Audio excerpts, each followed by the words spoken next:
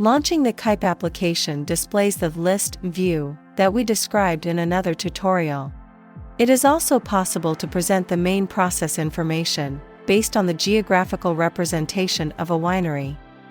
An icon allows you to switch to the map view, but it is only active if only one winery is selected. Once the winery you wish to visit has been selected, click on the map button to access its geographical representation.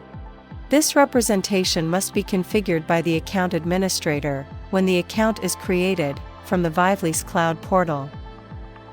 You can move around the page using the mouse wheel or select the area of interest by clicking on the mini-map at the top right of the page.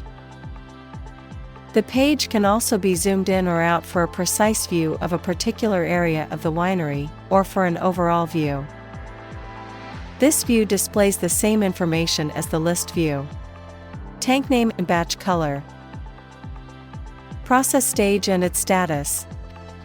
Process completion level. The presence and number of notifications. And the last key process measurement performed. The percentage of completion is shown in the form of a ring, which closes progressively as it approaches 100%.